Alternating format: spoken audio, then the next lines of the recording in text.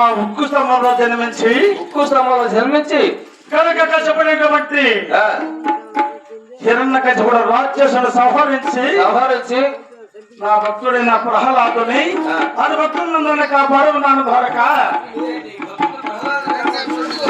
అవును, ఉక్కు స్తంభంలో జన్మించావు. ఇలా వికృత రూపంతో ధరించవలసి వచ్చినది. అవునా? తదుపరి ఏం చేసావు స్వామి? అవునా?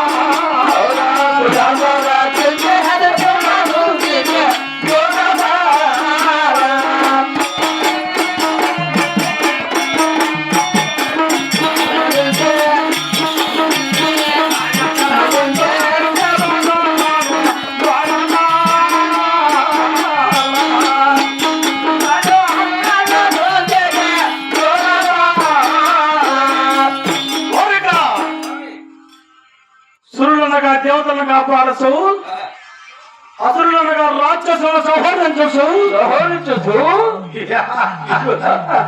ఈ భద్రాద్రి భక్తులు కాపాడుతున్నాడు. అంతేకాదురా చక్రంబో చేత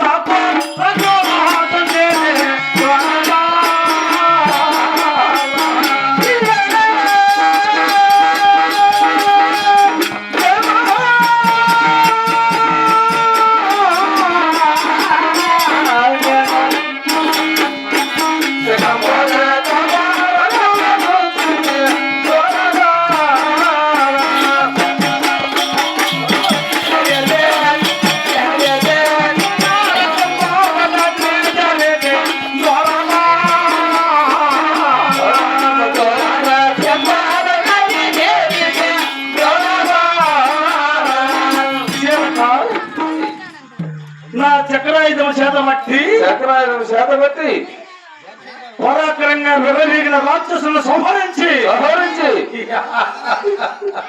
భక్తులను కాపాడుతున్నాడు.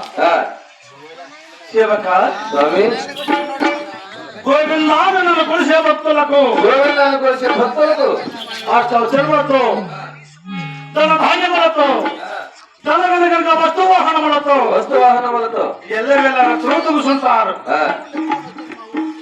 గోవిందుడు అంటే ఎగతాలతో బతికే భక్తులు అష్ట కష్టాలు పడుతుంటారు. ఇదే నా విశ్వరూపం. అవునా? అయినా ఏ యుగంలో ఏ అవతారం ఎత్తావు, ఏ స్త్రీని కళ్యాణం ఆడావు, ఏ రాక్షస సంహరించావు స్వామి? శివక నా మహిమ తెలుసునా? నాకు ఎలా తెలుసు? చెప్తే కదా నాకు మహిమ తెలియగల